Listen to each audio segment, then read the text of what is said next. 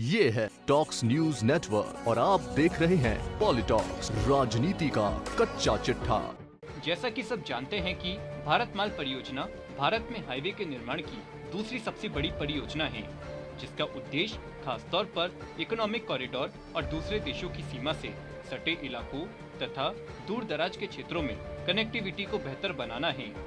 इसी बीच मंगलवार को लोकसभा के मानसून सत्र में आरएलपी सुप्रीमो एवं नागौर सांसद हनुमान बेनीवाल ने नियम 377 के तहत भारत माल परियोजना में राजस्थान में बन रही सड़कों की गुणवत्ता से जुड़ा मामला सदन में उठाया।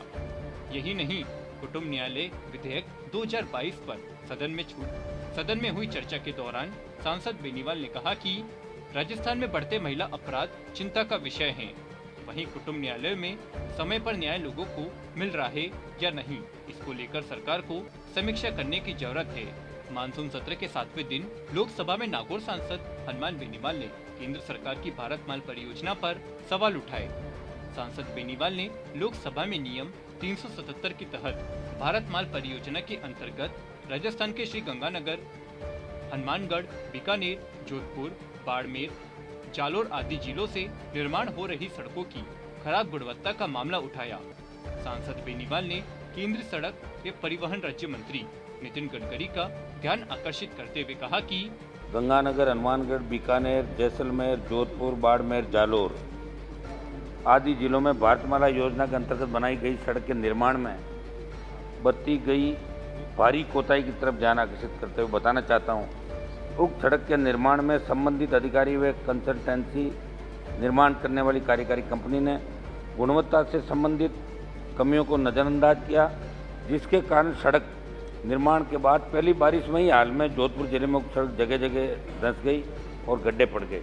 क्योंकि उक्त परियोजना में गुणवत्ता पैरामीटर के आधार पर उपयोग में ली जाने वाली जीएसबी कॉन्ट्रैक्ट कंक्रीट सही नहीं है, उसकी गहराई बराबर मात्रा में नहीं लगी, जिसकी एग्रीमेंट इम्पैक्ट वैल्यू बहुत कम है तथा मटेरियल की उपलब्धता नज़दीक नहीं होने की वजह ज़्यादा मात्रा में